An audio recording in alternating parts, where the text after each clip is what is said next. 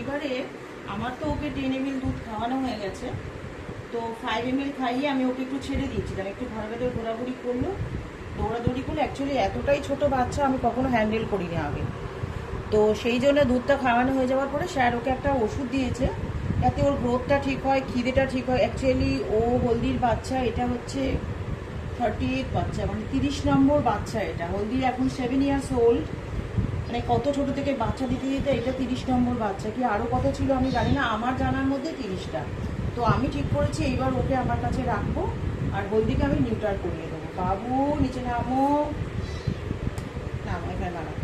আচ্ছা, তো sir okay বলছি একটুখানি পুষ্টিটা ওর মানে নিউট্রিশন একটু কম আছে, ওর মা যেহেতু হেলথটা এতগুলো বেবি দিয়েছে তাই জন্য স্যার একটা ওষুধ দিয়েছে আমাকে, যেটা হচ্ছে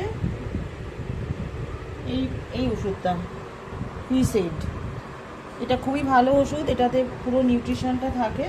তো যেহেতু ওর 500 গ্রাম ওজন, তো সেই জন্য ওকে 5.5 ml 5 drop, sorry 0.5 drop, 5 drops, 0.5 না, ভুলভাল বলছি।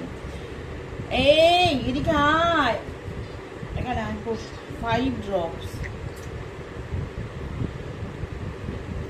1 2 দাঁড়াও,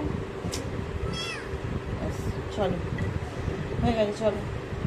এই ড্রপের ওষুধটা ওকে আমি দিনে 2বার করে খাওয়াচ্ছি। আগে যখন ওর মা দুধ খাওয়াতো তারপরে দিতাম, আর এখন তো আমি খাইয়ে দিলাম, তো ওইটার পরে এটা খেতাম। তো এই যে সমস্ত বাচ্চারা একটু উইক থাকে, এত ছোটো হয়, তাদেরকে এই 5 ফোঁটা করে এই ওষুধটা দিলে কিন্তু ওদের খুব ভালো উপকার হয়, এই ওষুধটা।